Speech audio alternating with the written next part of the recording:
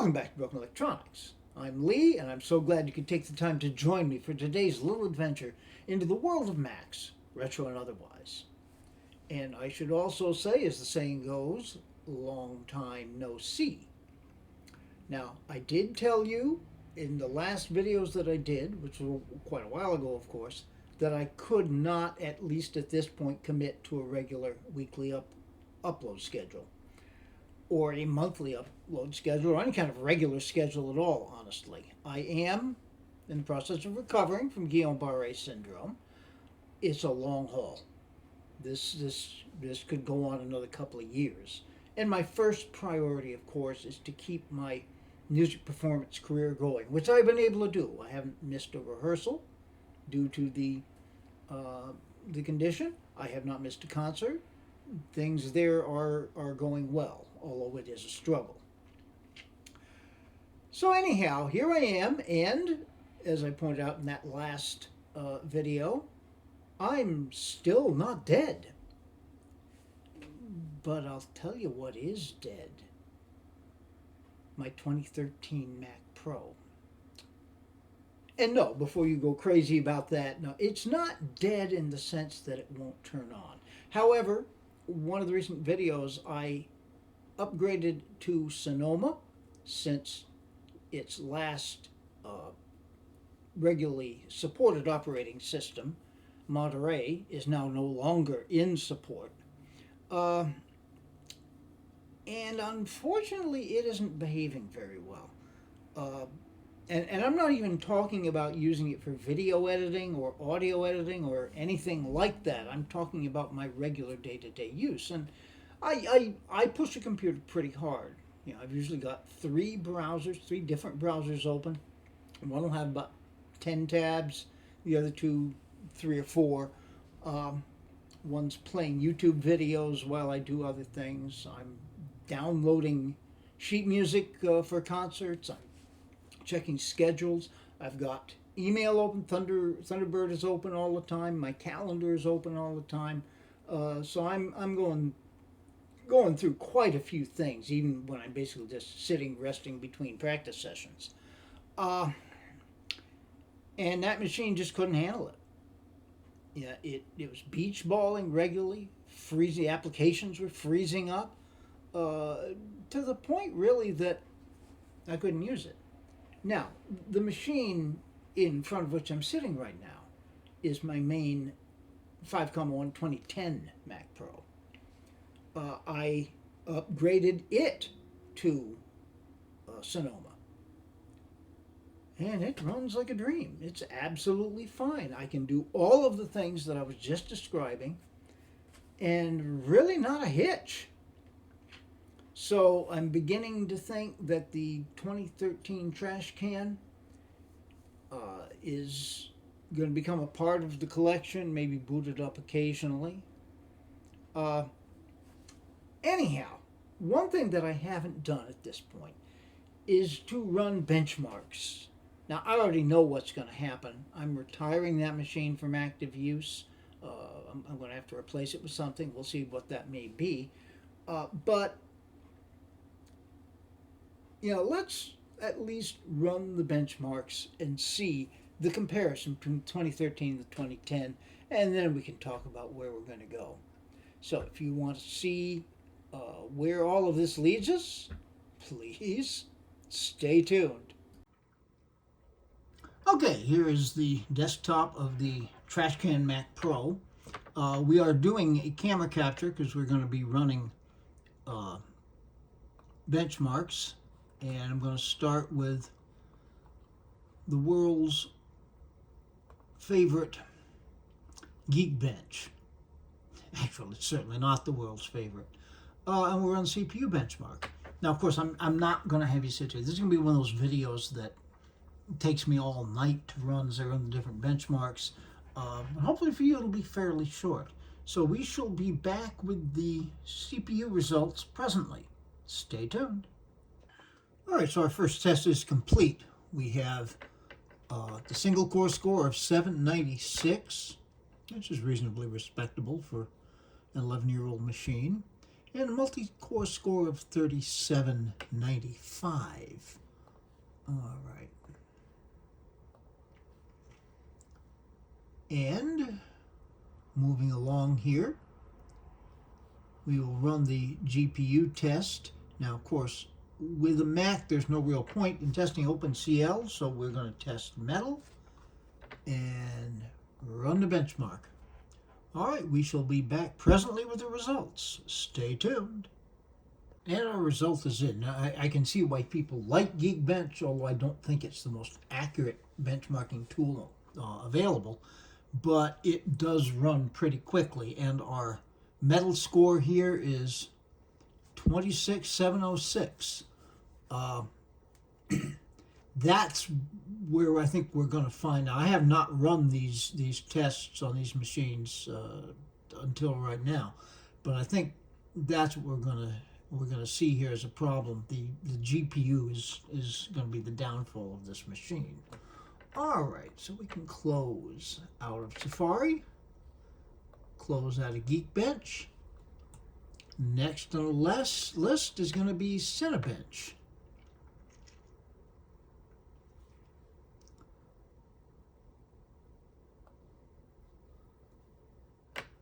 We need to take up the entire screen with this.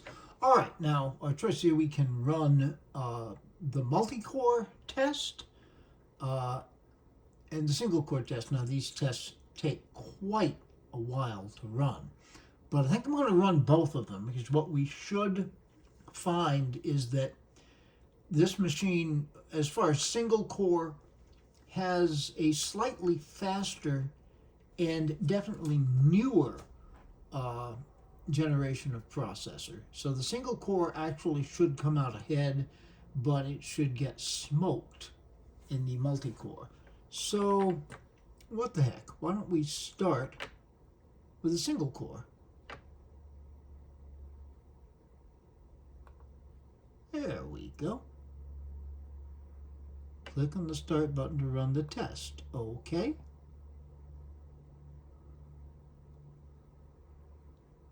Here we go. Okay, so this is going to take a long time. I shall watch it so that you don't have to. Stay tuned. All right, single core test is done. Our score is 742 points, and we made the board here on the single cores in 10th place, which doesn't seem to be all that bad. Yeah, the last time I ran Cinebench was when I was doing the comparison video between the 2012 quad-core Mac Mini and the 2014 dual-core Mac Mini. And that got to be time-consuming, shall we say. Okay, so what we're going to do now, let's switch this to multi-core and start the multi-core test. And there it goes. Stay tuned. And our score is in after the 5 passes. The multi-core score is 5384, which in our listing of systems here puts us comfortably in 9th place. Again, given the age of the system, I don't think this is a bad thing at all. Okay, so much for Cinebench. Now I've got one more to run, and that's performance test.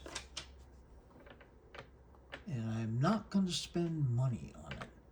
Okay, so my intention here is to run the classic tests. We're doing this really just for comparison. So there we go. Now this is going to take a while.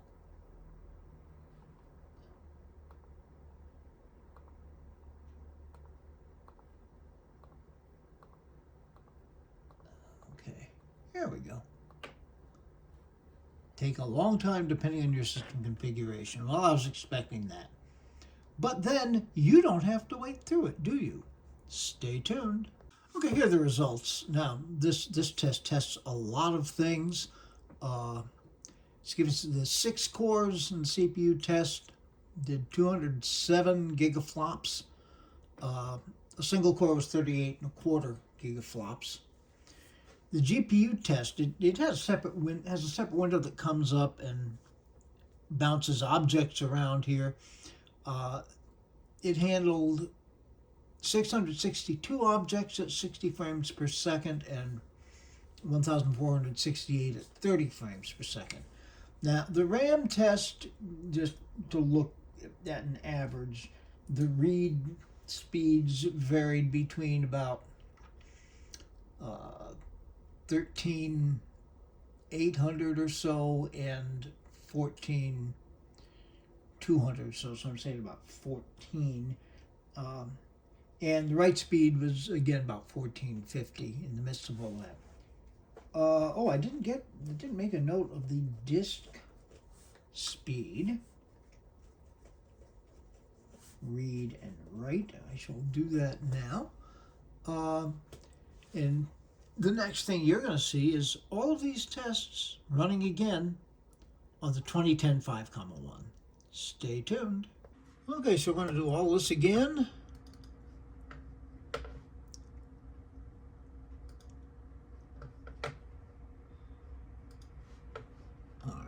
Should be brand new. All right, let's run the CPU benchmark.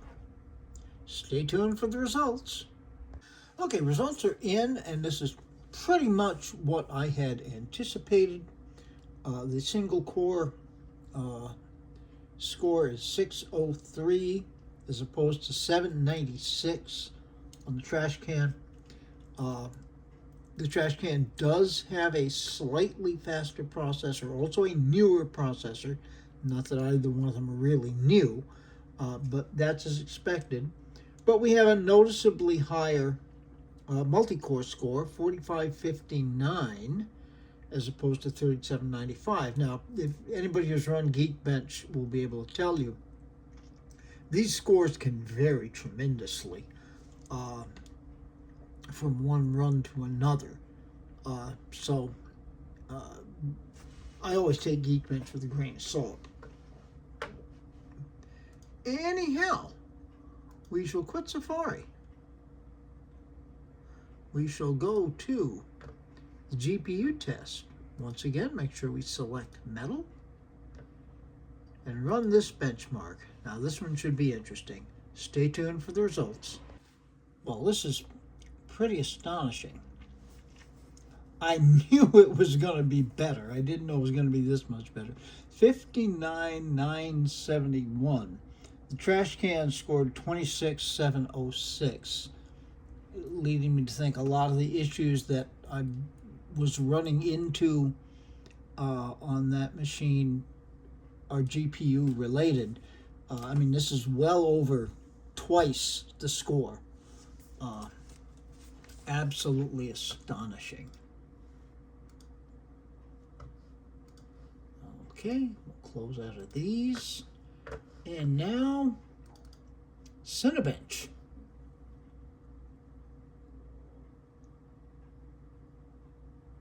Smaller monitor, I think we'll just leave it here.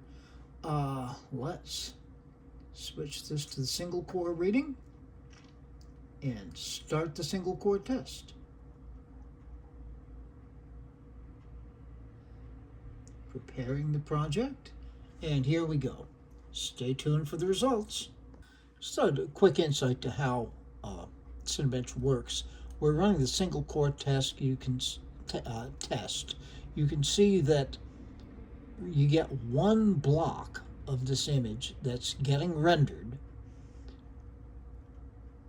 and that's going now. This is a complex block, so it's taking a pretty fair amount of time. Now that single core has finished doing that, and it goes on to the next. I'll give you a bit of a look at how that compares when we do the multi-core test later. Stay tuned. Okay, the single core test is in. Our score is 572, rating us at 11th here. The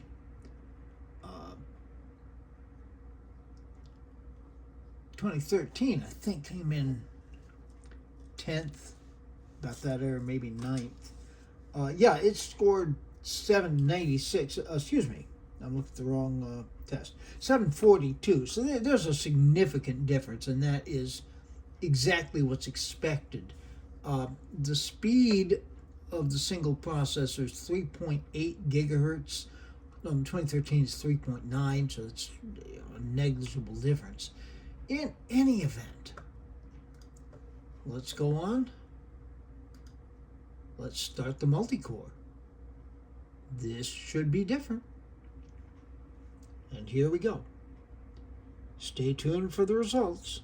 And props to a look into how this goes differently. You can see how many blocks are being done at once.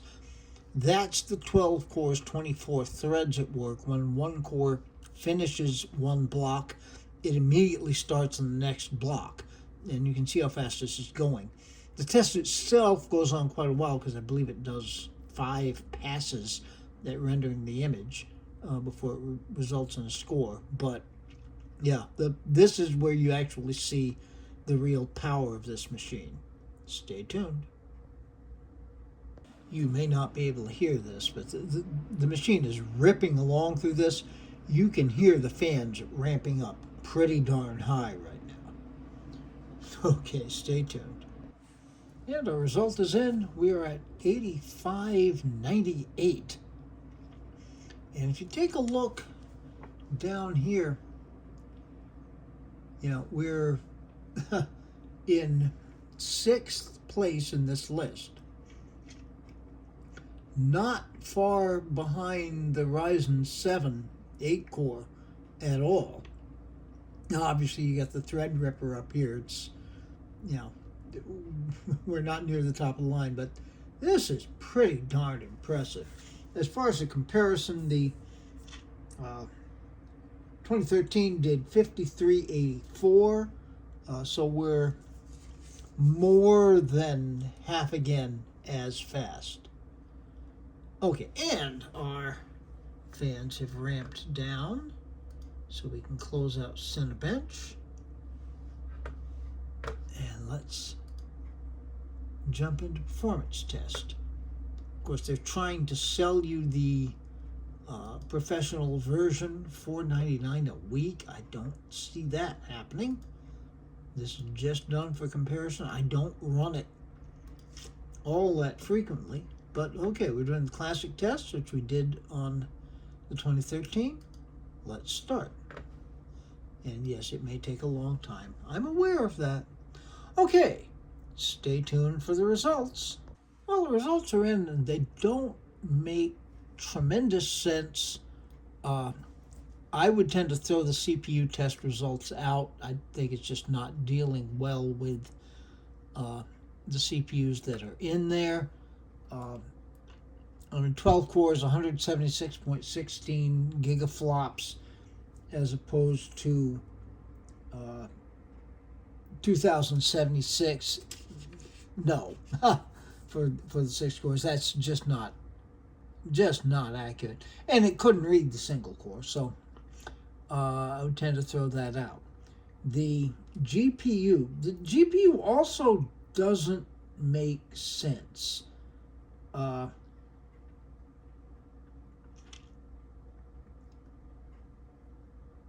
It's reading the GPU as being slower when actually it's a much more powerful GPU. Something about dealing with this test. 550 objects at 60 frames per second. We're at 662 on the 2013. At 30 frames per second, 1,183 is opposed to 1,468. So yeah, it doesn't make that much sense.